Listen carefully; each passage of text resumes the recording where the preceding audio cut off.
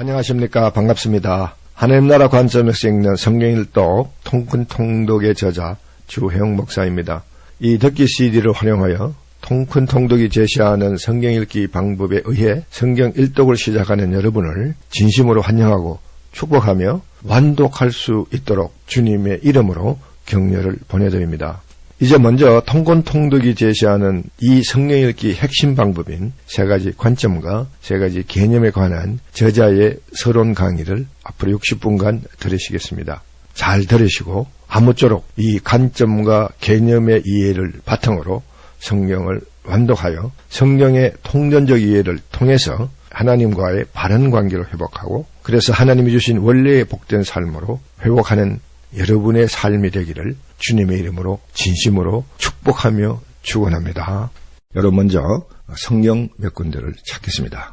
먼저 함께 읽을 말씀은 디모데후서 3장 그리고 4장에 있는 몇 말씀을 제가 읽겠습니다. 3장 1절에서 5절까지 보면 이런 말씀이 나옵니다. 너는 이것을 알라. 말세에 고통하는 때가 이르러 사람들이 자기를 사랑하며 돈을 사랑하며 자랑하며 교만하며 비방하며 부모를 거역하며 감사하지 아니하며 거룩하지 아니하며 무정하며 원통함을 풀지 아니하며 모함하며 절제하지 못하며 싸나우며 선한 것을 좋아하지 아니하며 배신하며 조급하며 자만하며 쾌락을 사랑하기를 하나님 사랑하는 것보다 더하며 경건의 모양은 있으나 경건의 능력을 부인하니 이 같은 자에게서 내가 돌아서라.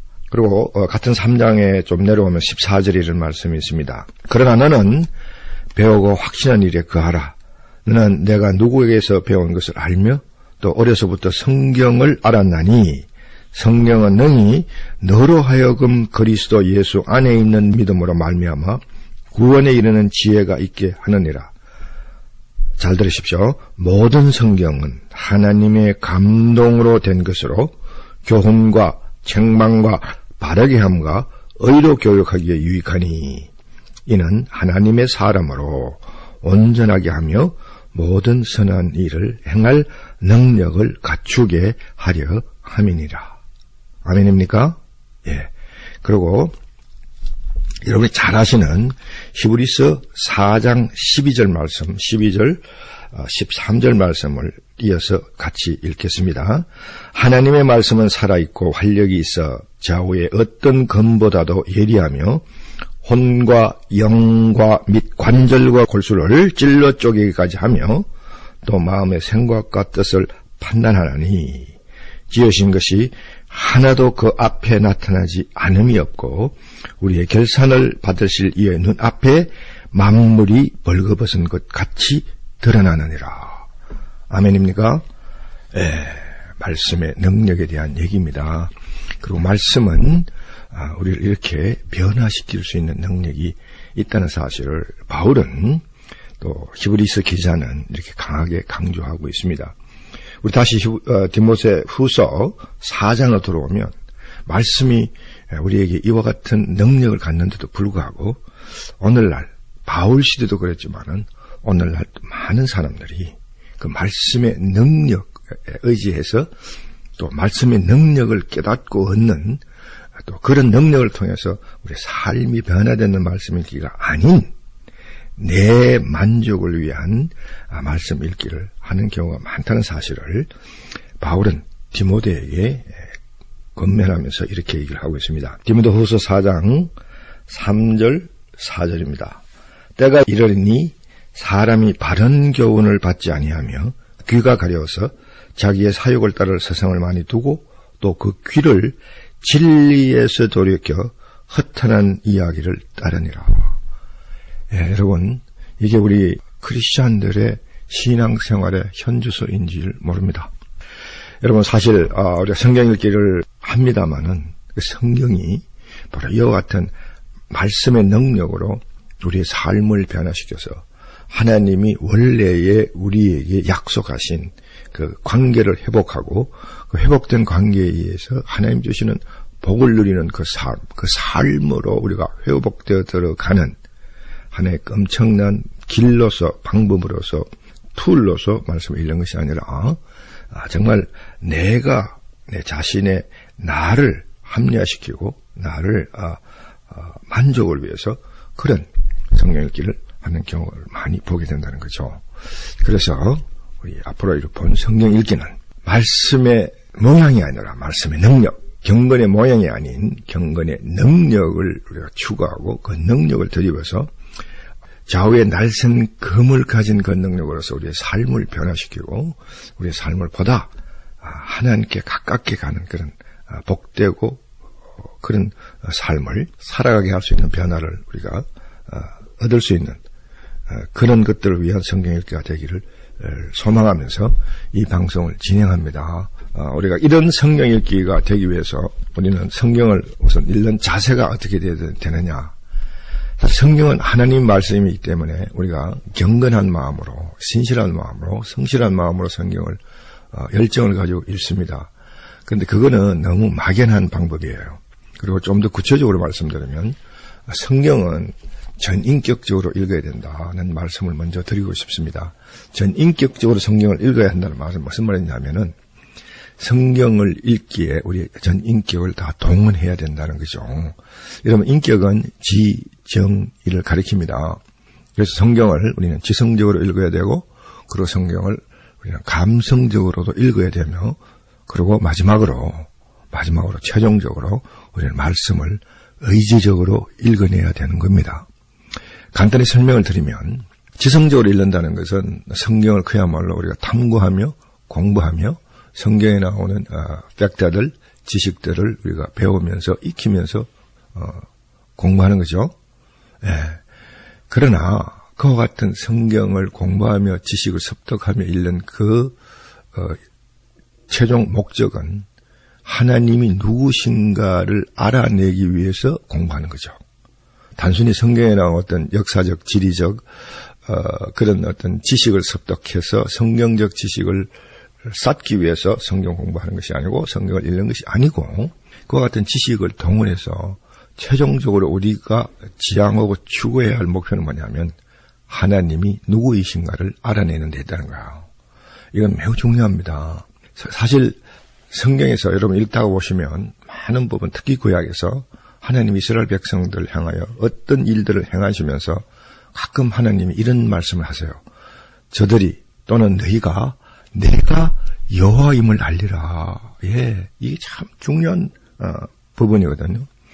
우리가 성경을 읽지만은 많은 경우에 여호와가 누구인가를 알아내는데 별로 관심을 두지 않고 읽는 경우가 많습니다.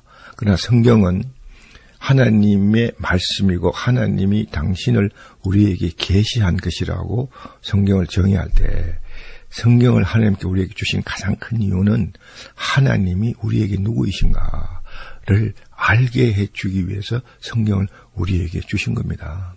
그렇다면 우리가 성경을 읽을 때 지성적으로 읽고 그래서 우리의 지식을 얻으면서 읽을 때 그 지식의 목적은 하나님이 누구이신가를 아는 데 있다는 거죠.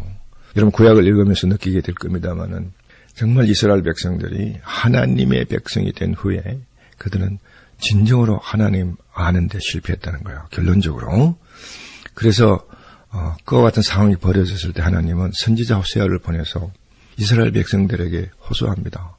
이 백성이 망하는데 그 망한 이유가 하나님을 알지 못했기 때문에 망한다. 호세아서 4장의 말씀입니다. 그리고 하나님 계속해서 호세아 선지를 통해서 호세아서 6장에서 이렇게 강조합니다. 우리가 여호와를 알자, 여호와를 힘써 알자. 예, 참 중요한 겁니다. 우리가 성경 읽어야 할 가장 첫째 이유가 여기에 있다는 사실을 여러분 꼭 염두에 두시기 바랍니다.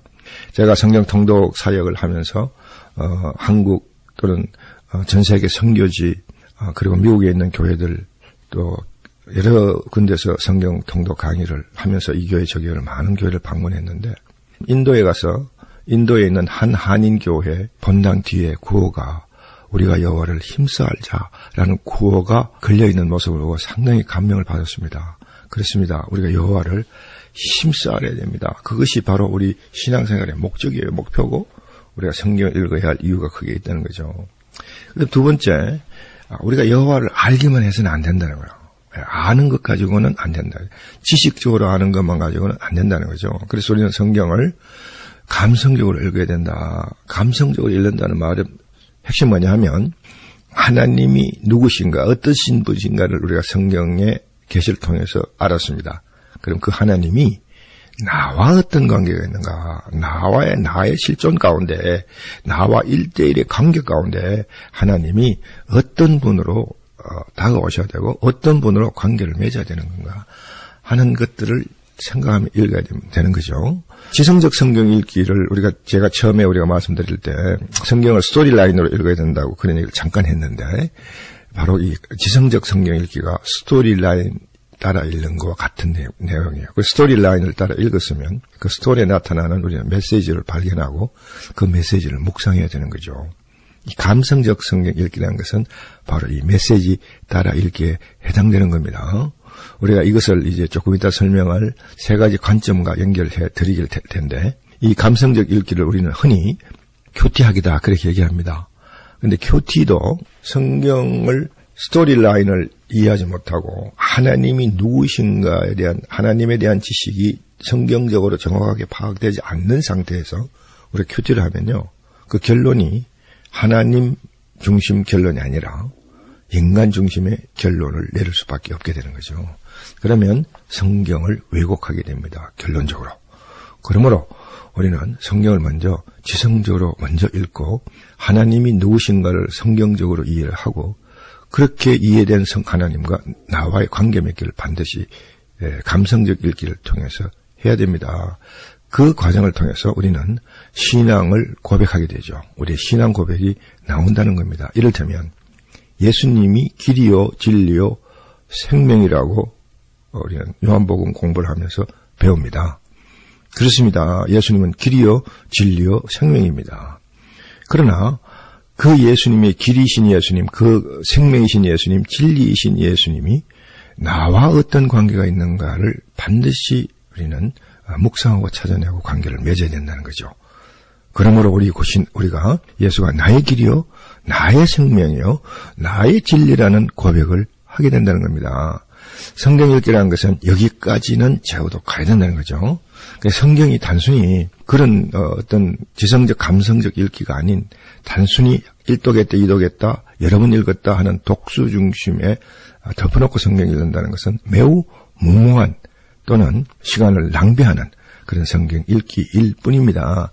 우리가 많은 경우에 기복적 신앙을 근거로 해서 신앙생활 하시는 많은 분들이 성경 읽기를 독수 중심으로 생각하며 읽는데, 그 이유가 성경을 여러 번 읽고 많이 읽을수록 하나님께서 더 많은 복을 주신다 그런 생각을 하고 있기 때문에 그저 성경의 의미가 뭔지 모르면서도 그냥 성경을 한 번 읽고 두 번 읽고 세 번 읽고 그냥 열성을 다해서 읽습니다. 열성은 하나님께 기뻐하실지 몰라도, 그러나 그 가운데 그 사람은 과연 얼마만큼 하나님이 누구이신가를 찾아내고 깨닫고 관계를 맺었겠느냐 생각해보면 참 안타까운 면이 많죠. 그래서 우리는 반드시 성경을 지성적으로 읽고 감성적으로 읽어야 된다는 사실을 여러분 꼭 염두에 두시기 바랍니다.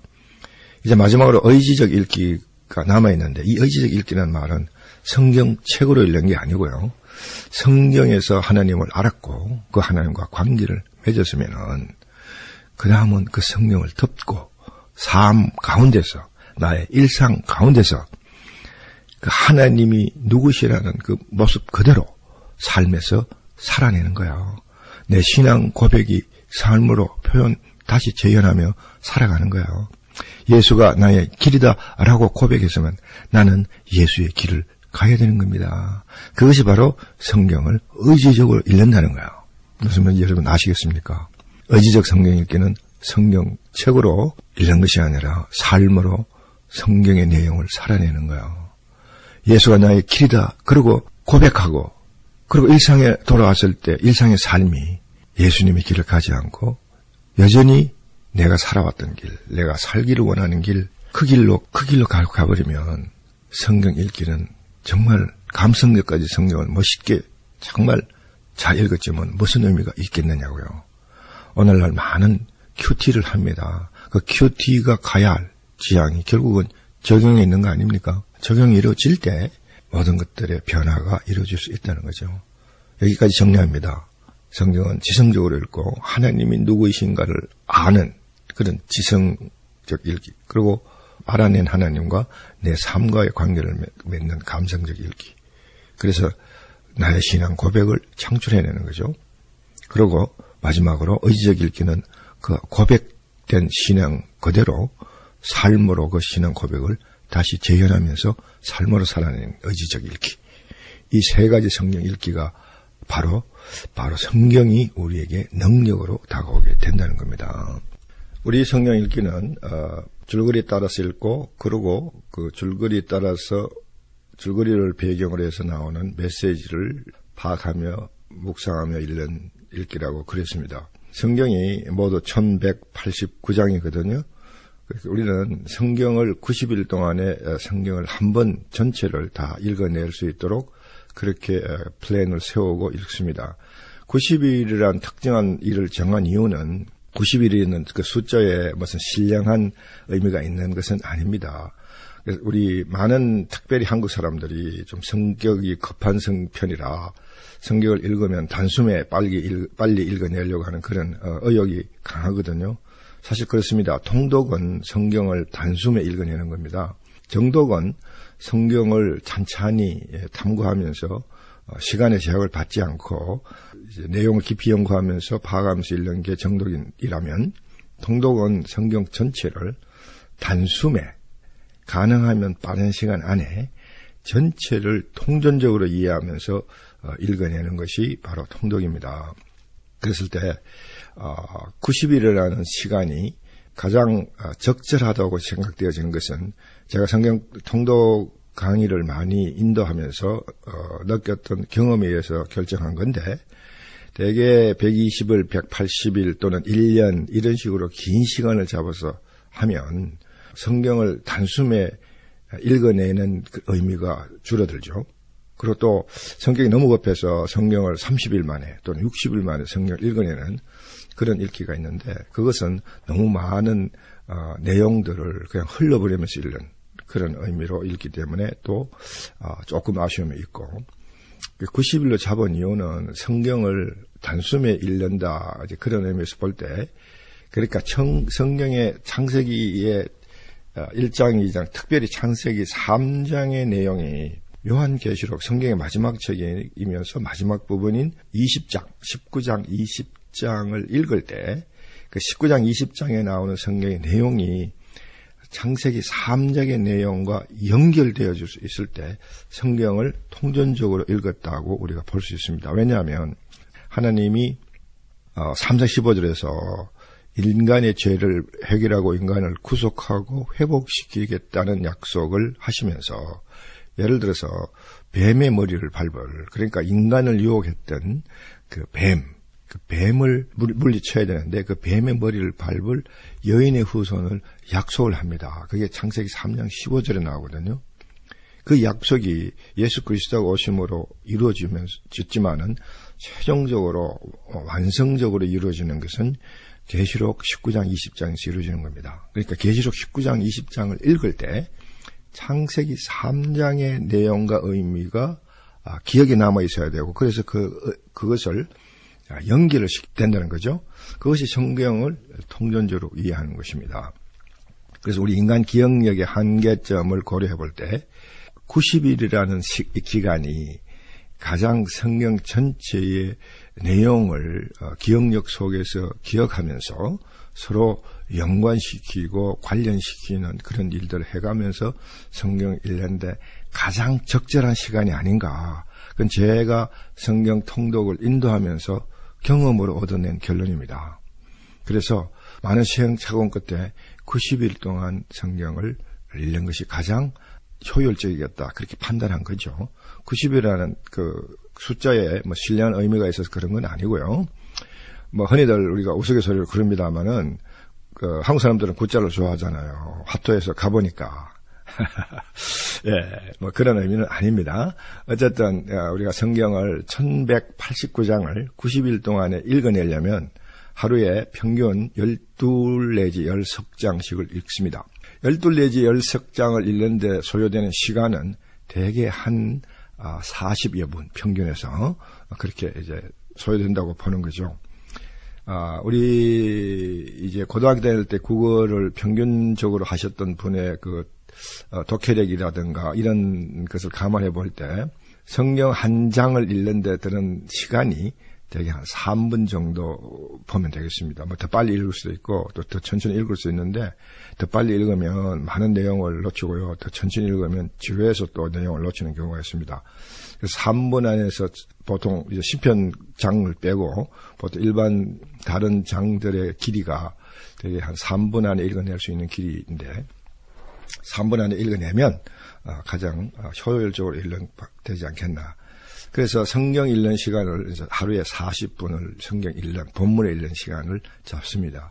그리고 이제 한 20분 정도 이제 성경을 읽는데 도움을 받을 수 있고 성경을 이해하는데 도움을 받을 수 있는 제가 쓴 교재 내용을 읽는데 한 20분간 배정할 수 있도록 제가 그 책을 그런 걸 배려해서 그 책을 그렇게 만들었습니다.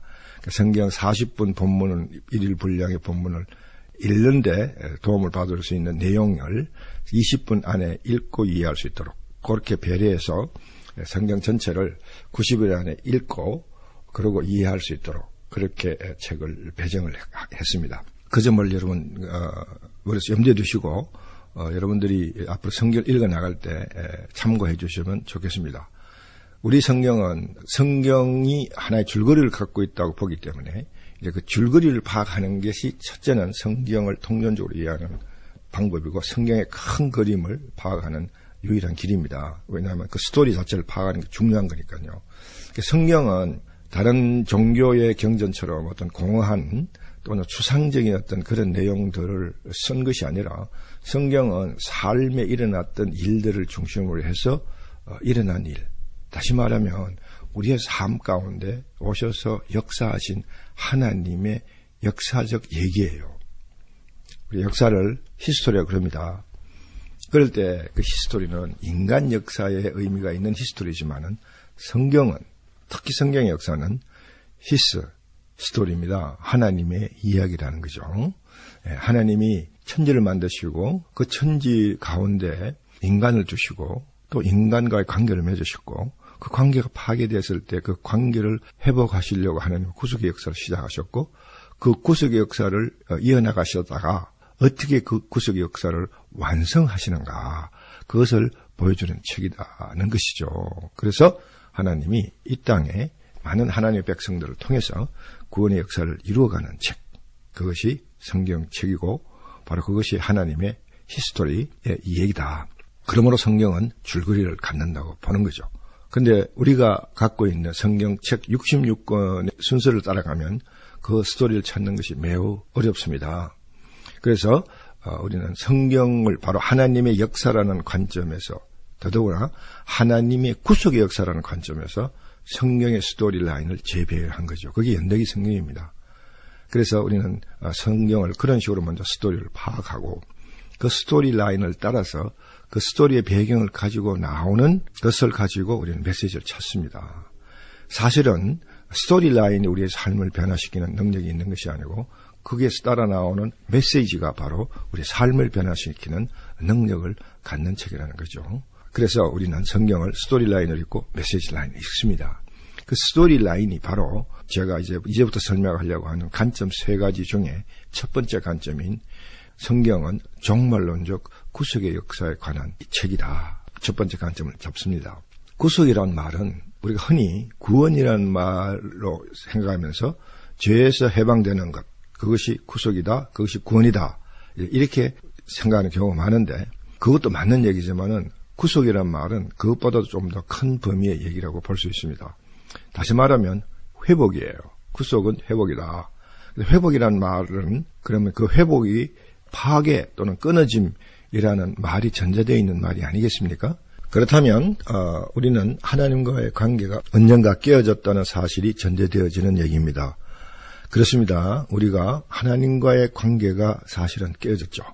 하나님이 천지를 창조하시고 우리를 에덴의 동산을 만드시고 거기다 우리를 두셨습니다. 하나님이 우리를 만드신 가장 큰 이유는 성경에 직접 나와 있지 않지만은 성경에 나와 있는 내용들을 중심으로 우리가 유추를 해볼 때 어떻게 유추할 수 있느냐 하면 하나님은 사랑이십니다. 요한 1서 4장 8절에 그렇게 언급하고 있습니다. 그리고 우리는 하나님을 사랑이라고 일방적으로 이해하고 있다는 거죠. 맞습니다. 하나님은 사랑이십니다. 사랑은 반드시 그 사랑을 나눌 대상이 필요하겠죠. 하나님은 전지하시고 전능하시고 모든 것에서 부족하시 없으시는 완벽하신 분인데 뭐가 아쉬워서 사랑을 나눌 대상이 필요했겠느냐, 우리 이렇게 얘기를 할 수가 있습니다. 그러나 우리 하나님의 속성 가운데 하나님이 그런 절대적인 완전하신 그런 초월적인 그런 속성도 있지만은 또 하나님은 우리 인간과의 관계를 맺을 수 있게 하기 위해서 하나님은 우리와 공유할 수 있는 내재적 속성을 갖고 계신 분이다. 그래서 우리는 하나님은 사랑이시고 공의로우시고 정의로우시고 자비로우시고 하는 등등의 속성을 갖고 있다고 우리가 봅니다. 그렇기 때문에 하나님은 사랑이시고 그러므로 하나님은 그 사랑을 나눌 대상으로서 존재가 필요했다. 우리 그렇게 유추할 수 있죠. 그럴 때 하나님은 바로 그 사랑을 나누기 위해서 우리를 창조하셨다. 그 얘기가 하나님은 사랑이시라는 걸 근거로 해서 우리가 그렇게 유추할 수 있고, 이 유추는 영국의 유명한 신학자였던 윌리엄 바클레이 목사님이 신약 주석서에서 그렇게 주석을 했습니다. 그리고 우리가 성경에 창세기, 이 가장 핵심적인 또 유추의 가장 핵심이 되는 구절이긴 한데요. 성경의 창세기 1장 26절부터 읽어보면 이런 말씀이 나옵니다. 하나님이 이르시되 우리의 형상을 따라 우리의 모양대로 우리가 사람을 만들고 그들로 바다의 물고기와 하늘의 새와 가축과 온 땅과 땅에 기는 모든 것을 다스리게 하자 하시고, 하나님이 자기 형상 곧 하나님의 형상대로 사람을 창조하시되 남자와 여자를 창조하시고 하나님이 그들에게 복을 주며, 이게 핵심이에요. 복을 줬다. 그게 바로 사랑의 관계를 맺었다 이 말이거든요. 계속해서 읽어보면 하나님이 그들에게 이르시되 생육하고 번성하고 땅에 충만하라, 땅을 정복하라, 바다의 물고기와 하늘의 새와 땅에 움직이는 모든 생물을 다스리라 하시니라. 이게 바로 하나님이 인간을 창조하신 이유예요. 복을 줬다. 관계를 맺었다. 그렇죠? 사랑의 관계를 맺었다는 겁니다. 그렇게 해서 하나님이 인간을 만드시고 그 인간이 살아갈 수 있는 최적의 환경과 조건을 만들려고 천지를 창조하셨다는 거죠. 그런데 그 천지를 창조해서 하나님이 기뻐하신 사실을 사탄이라는 존재가 있었고, 그 사탄의 존재가 그걸 알고 그 관계를 깨려고 사탄이 인간을 유혹했다는 거죠. 그게 선악과 사건의 얘기입니다. 인간은 자유의지를, 하나님의 형상을 부여받았고 그러므로 자유의지를 부여받았고, 그 자유의지는 하나님을 향하여 쓸 수도 있고 사탄의 유혹을 향하여 쓸 수도 있는 그런 책임이 인간에게 주어졌다. 그거거든요. 그 선택권이 인간에게 주어졌다는 겁니다. 그런데 불행하게도 인간은 하나님이 아닌 사탄을 선택했다는 게 우리의 첫 불행이라는 사실, 우리 성경을 통해서 이미 다 알고 있습니다. 그걸 통해서 하나님과의 관계가 끊어진 거죠. 예. 그러므로 사실 성경의 창세기 1장과 2장에는 전혀 죄가 없고 하나님의 아름다운 창조의 과정과 창조의 원리에 대해서만 나옵니다. 만약에 3장에서 인간이 하나님의 명령을, 선악과를 따먹지 말라는 명령을 순종해서 순종만 했다면 성경은 쓰여질 필요가 없는 거예요. 그렇죠? 지금까지 우리는 낙원에 있는 겁니다. 그러나 인간은 그 순간에 사탄의 꼬덩임에 넘어갔고, 그 꼬덩이에 넘어가게 되는 그 원인이 자기중심성이라는 자유의지, 자유의지가 자기중심성이라는 모양새로 발동을 했고, 그래서 자기 스스로가 자기 삶의 주인이 되고 책임자가 되고 싶어하는, 하나님이 되고 싶어하는, 또 하나님이 될 수 있다고 사탄이 유혹했던 그 내용, 그걸 거기에 현혹이 되어서 결국은 인간은 하나님을 거역하게 됐다, 그 말이죠. 사탄을 택했다 그러면 기분 나쁘죠. 그러니까 하나님을 거역했다, 그렇게 표현하십시다. 그러니까 하나님을 거역했다는 것은 바로 창세기 우리 1장 26절에서 복을 주었다, 또는 하나님이 사랑의 관계를 맺으려고 우리를 만드셨다, 그 관계를 파괴했다, 그 말이죠. 파괴. 이게 인류의 비극의 출발점입니다. 또 성경이 쓰여지게 된 출발점이기도 합니다. 하나님이 그렇게 파괴하고 자기 삶을 자기가 주장하고 살겠다고 나간 인간을 그만뒀으면, 내팽개쳤으면 하나님과의 회복의 구속의 역사라는 것은 말할 필요도 없고요. 성경도 써지지도 않았고요. 그걸로서 다 문제가 그렇게 됐는데, 문제는 하나님이 그렇게 택한 인간을 버려두지 아니하시고 다시 하나님이 품으시고 관계를 회복하시려고 역사를 시작하셨다. 그 하나님의 역사의 시작에 대한 선언과 선포가 바로 창세기 3장 15절입니다. 창세기 3장 15절은 그래서 우리는 그것을 원시 복음이라고 그럽니다. 자, 창세기 3장 15절이 주어졌기 때문에 하나님의 구속의 역사가 시작되는 거죠. 성경은 그것 때문에 거기서부터 써지기 시작한 거예요.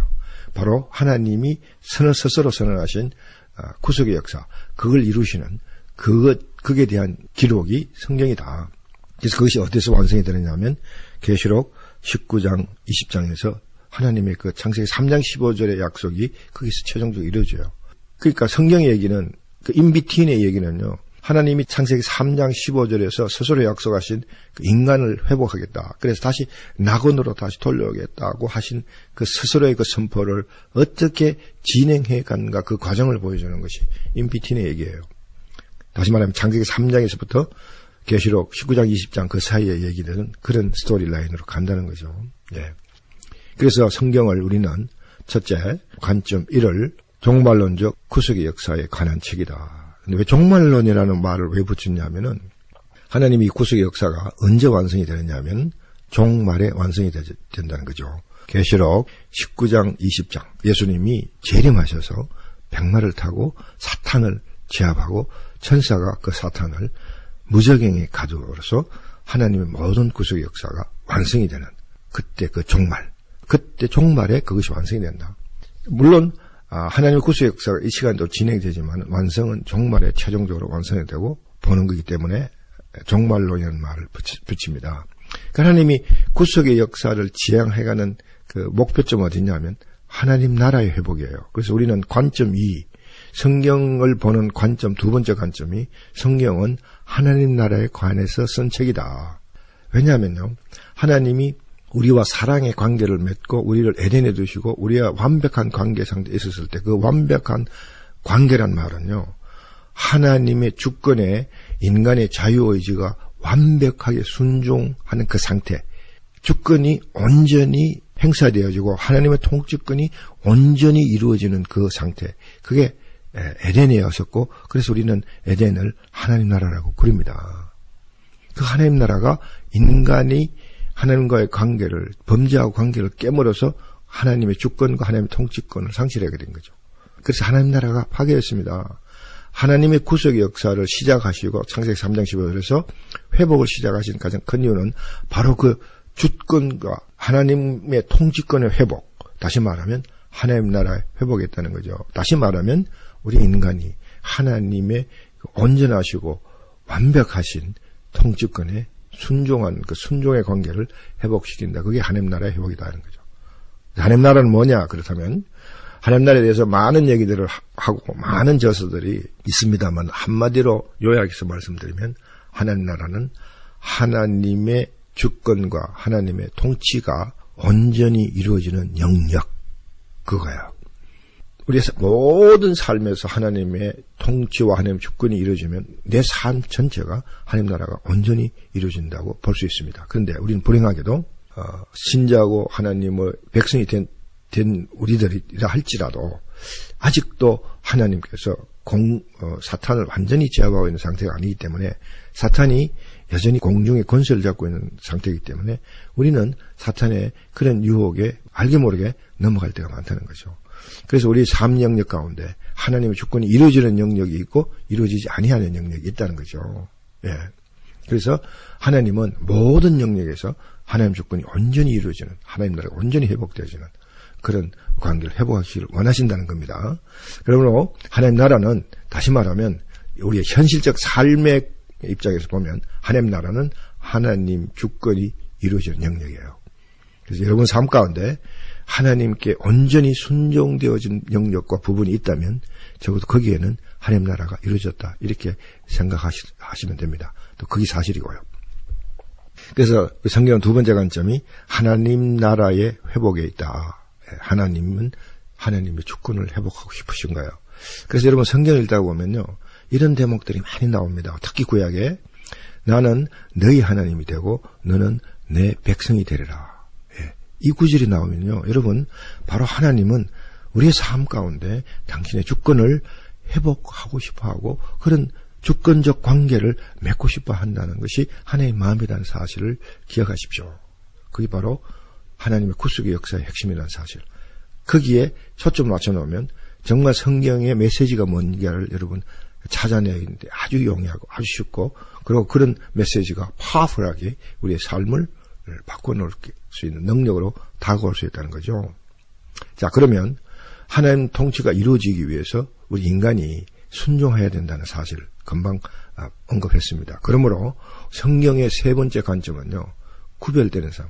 하나님의 백성들이 어떻게 해야 구별되는 삶을 살아야 되고, 구별되는 삶을 왜 살아야 되는가에 관한 책이다. 구별된 삶을 가르쳐주는 지침이 들어있는 책이다.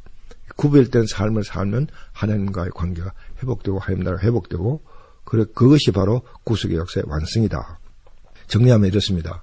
성경을 읽는 데는 관점이 있습니다. 덮어놓고 읽는 게 아니고 성경을 읽는 관점을 가지고 그 관점으로 성경을 파악하면서 이해하면서 읽어야 되는데, 첫째 관점은 성경은 종말론적 구속의 역사에 대한 하나님의 얘기다. 두 번째, 그렇게 구속의 역사가 지향하는 목표는 하나님 나라의 회복에 있다. 하나님의 주권의 회복에 있다. 하나님의 통치권의 회복에 있다. 그리고 하나님의 주권과 하나님의 통치권의 회복에 되기 위해서는 세 번째 관점인 구별된 삶을 사는 것이다. 어떤 미국 목사님이 성경을 정의를 하면서 성경을 영어 스펠링 BIBLE를 가지고 풀어서 이렇게 풀었습니다. B, basic, I, information, B, before, L, living, E, earth. 성경이란 basic information, before living earth. 다시 말하면 성경은 이 땅에 살아가는 데 필요한 기본 정보를 제공하는 책이다. 기본 정보가 뭐냐? 성경은 그 기본 정보를 제공하는 책이다. 그 기본 정보가 뭐냐? 한마디로 말씀드리면 하나님 나라의 회복, 그 회복을 위해서 우리가 인간이 어떻게 구별된 삶을 살아야 되느냐, 그 지침, 매뉴얼을 보여주는 책이다. 그렇게 말씀드릴 수가 있을 겁니다. 이제 서론 부분, 마지막 부분에 해당되는 성경 읽기의 세 가지 메시지적 관점 또는 메시지적 개념에 대해서 잠깐 설명드리겠습니다. 우리가 성경의 메시지를 찾을 때 늘 마음속에 염두에 두면서 활용해야 할 툴은 뭐냐면 다음과 같은 세 가지 개념을 기억해 둘 필요가 있습니다. 신위, 인위, 자기중심성이라는 단어입니다. 신위란 신본주의를 의미하는 단어인데, 신본주의라는 말 너무 평범한 단어이기 때문에 여러분들에게 조금 인상을 주면서 기억에 남게 하기 위해서 신위라는 단어를 썼습니다. 신위라는 말은 하나님 신자의 행할 위자, 다시 말하면 하나님이 행하신다는 그런 말입니다. 예레미야서 33장 2절 3절에 이런 말씀이 나옵니다. 이를 행하시는 여호와, 그것을 만들어 성취하시는 여호와, 그의 이름을 여호와라 한 네가 이와 같이 이르시는도다. 너는 내게 부르짖으라. 내가 내게 응답하겠고 내가 알지 못하는 크고 엄밀한 일을 내게 보이리라. 우리 잘 아는 성경 말씀입니다. 여러분, 이 말씀 꼭 기억해 두셨다가 늘 묵상하시면서 위로와 소망을 받으시는 그런 말씀이 되기를 축원합니다. 그 다음에 우리 또 잘 아시는 레위기 26장 12절 이런 말씀이 나옵니다. 나는 너희 중에 행하여 너희 하나님이 되고 너희는 내 백성이 될 것이니라. 성경에는 이런 내용의 구절이 굉장히 많이 나옵니다. 그리고 성경 전체는 다 이런 내용으로 가득 차 있다고 생각하시면 됩니다. 이 구절이 바로 신위의 개념을 보여주는 그런 성경 말씀입니다. 신위, 하나님이 행하신다. 다시 말하면 하나님의 행하심은 하나님의 주권과도 매우 밀접한 관계가 있는 말이고, 하나님의 주권이란 말은 하나님 나라라는 개념과 아주 밀접하게 연결되어 있는 얘기입니다. 하나님 나라, 주권, 신위, 이 모든 세 가지 단어는 모두 같은 개념으로 접근되어지는 말입니다. 그 다음에 인위라는 개념이 있습니다. 인위는 그야말로 사람이 행한다. 그리고 세 번째로 자기중심성이라는 말을 했는데요. 자기 행함의 핵심이 뭐냐면 자기중심성이에요. 자기중심성이 강하게 있기 때문에 자기가 행하고 자기가 행하기를 원한다. 그렇게 말씀을 드릴 수 있습니다. 이 인위신이라는 단어는 원래 인이라는 개념으로부터 출발해서 나온 단어인데요. 인위라는 말을 아마 처음 쓴 철학자가 중국의 BC 2500년경에 중국 철학자 노자가 도덕경에서 처음으로 이 말을 썼지 않았나라고 추정이 됩니다. 철학이라는 게 그렇지 않습니까? 인간의 여러 가지 문제의 해결점을 찾는 것이 철학인데 하나님을 알지 못한 철학자들은 인간의 문제를 인간의 지혜 속에서 찾으려고 한 거죠. 그것이 철학입니다. 그래서 노자가 인간이 행하는 행함을 인하여 생겨나는 일의 해결점을 찾으려고 고민 끝에 내린 결론이 뭐냐 하면 인류의 문제는 무위로 돌아가라. 무위 사상을 제창한 거죠. 무위, 아무것도 하지 않는다는 개념으로 이해되어질 수 있지만은 그러나 자연적인 상태에 내버려두라. 이제 그런 의미가 깔려있는 말이랄 수 있겠습니다. 그래서 지금도 중국에는 그 무위 정치라는 사상이 정치 철학에 들어가 있다고 그럽니다. 얼핏 보면 맞는 것 같아요. 사실은 인간이 인리로 일을 만들어내는 일에는 끊임없는 문제를 만들고 그 문제를 해결하기 위해서 끊임없는 인위가 발동이 되는 거죠. 그래서 무위로 돌아갈 수밖에 없다. 이런 결론을 내리는 거죠. 그런데 그렇게 인간이 끊임없이 인간의 문제를 만들어내는 그 문제 해결에 대해서 성경은 무슨 얘기를 하느냐면은 인위의 문제는 신위로 풀어라 라고 그렇게 얘기를 합니다. 장작 루소도 노자를 닮아가지고 한때 인간의 문제에 대해서 자연으로 돌아가라 그런 말을 한 적이 있습니다. 그때 자연이라는 것은 시골의 자연스러운 상태로 돌아가는 얘기가 아니라 서양 철학에 있어서는 자연이라는 개념을 하나 이성이라는 개념과 같이 생각했거든요. 그때 당시에는. 그래서 그 이성 그러니까 논리로 돌아가서 풀어라 그런 의미로 했다고 여겨질 수 있습니다. 그렇지만은 인간의 문제를 결코 인간의 지혜로 풀 수 없는 게 인간의 한계점이에요. 인간 철학이 갖는 한계라는 거죠. 저도 한때 철학을 심취하고 철학하는 것이 멋있어 보이고 했던 그런 적이 있었습니다만은 그러나 성경을 한 단계만 깊이 우리가 연구하고 공부해보면 그야말로 인간의 모든 문제의 해결점은 신위, 하나님의 행하심 가운데 있다는 사실, 성경 속에 있다는 사실을 깨닫게 됩니다. 그것을 가르쳐주는 책이 바로 잠언이에요. 잠언은 여러분 아시는 대로 잠언의 핵심 구절이 여호와를 경외함이 지식의 근본이거늘. 모든 지식, 모든 문제 해결에 대한 지혜의 근본이 바로 여호와에 있다는 사실을 보여주는 거죠. 그렇습니다. 그래서 우리가 이 세 가지 개념, 신유인이 자기중심성이라는 세 가지 개념을 성경 메시지를 찾는데 필요한 개념이라면 이 세 가지 개념이 바로 성경의 메시지를 찾는 핵심 개념이라는 사실 여러분 꼭 기억해 두시기 바랍니다. 왜냐하면요. 하나님이 천지를 창조하신 창조주이시기 때문에 이 우주 만물에 대한 모든 문제의 책임을 누가 지시냐면 하나님이 지신다는 사실을 우리는 분명히 알 수 있습니다. 그래서 성경은요. 바로 이 하나님의 행하심의 모든 것들을 맡기고 의지하고 따라가는 것이 믿음이다.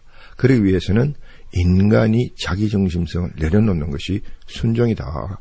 그 얘기를 가르쳐주는 거예요. 성경의 핵심 메시지는 바로 이겁니다. 신위 앞에 인위를 내려놓아라. 자기중심성을 내려놓아라. 이제 여러분들 성경을 우리가 읽어나가면서 신유인이 자기중심성이라는 개념으로 제가 많은 메시지를 얘기할 텐데 그것이 바로 결론은 뭐냐면요. 자기중심성을 내려놓고 하나님의 주권에 의지해라. 그 얘기다. 바로 그 얘기라는 거예요. 그것이 성경 메시지의 핵심입니다. 그렇게 자기중심성이 내려지고 신유에 의존할 때 말씀은 경건의 모양으로서가 아니라 경건의 능력으로서 우리 삶 가운데 역사하게 된다는 사실을 여러분 꼭 기억하시기 바랍니다. 그것이 바로 성경 메시지의 핵심이라는 사실을 거듭거듭 얘기를 드립니다.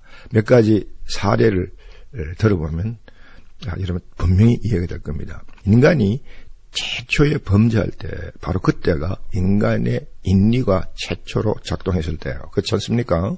예. 하나님께서 주신 우리 인간에게 주신 것은 하나님의 형상을 통해서 얻어진 것은 우리 자유의지예요.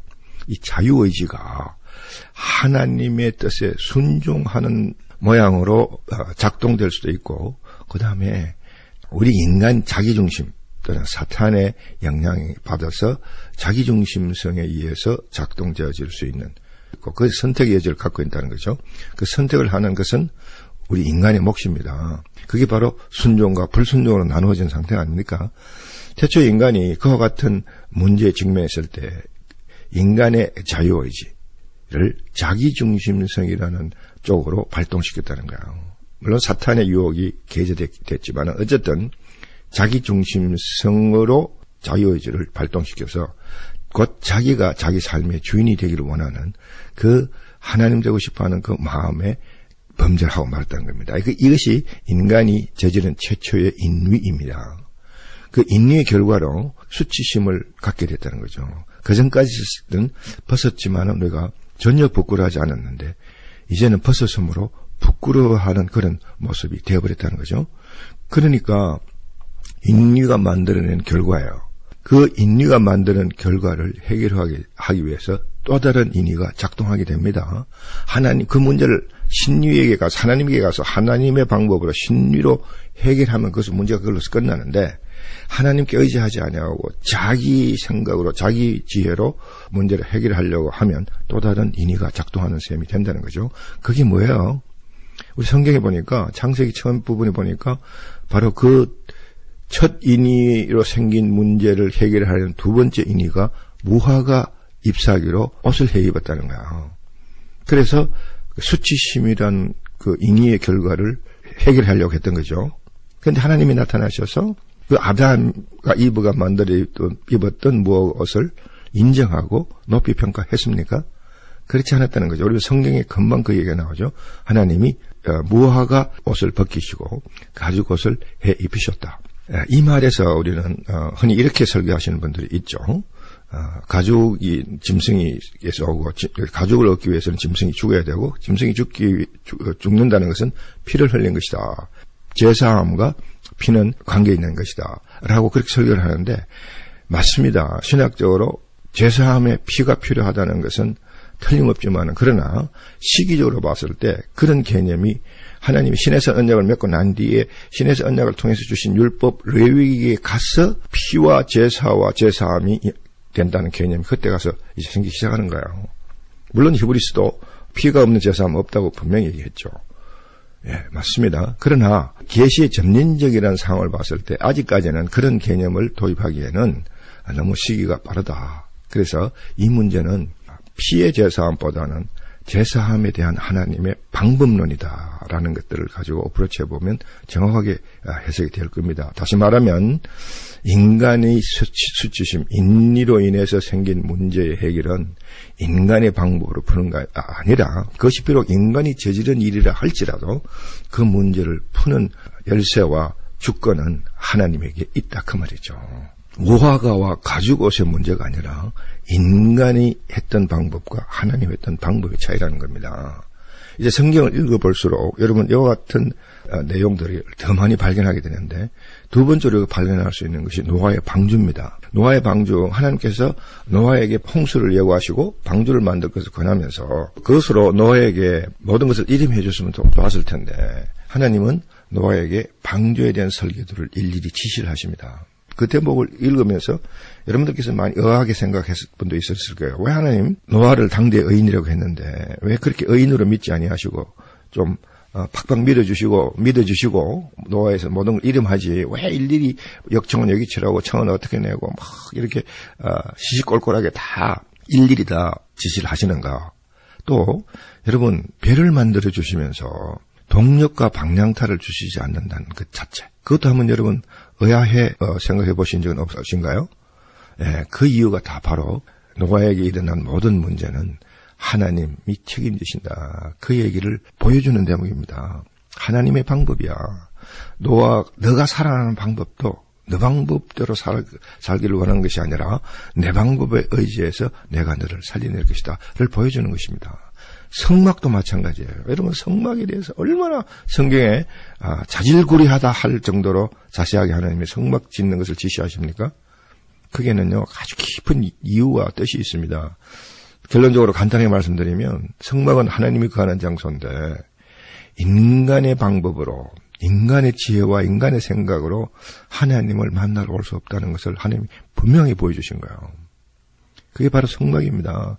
바로 이런 대목들을 통해서 우리는 인간의 문제, 인간의 생사, 화복 모든 것들은 하나님이 책임지신다.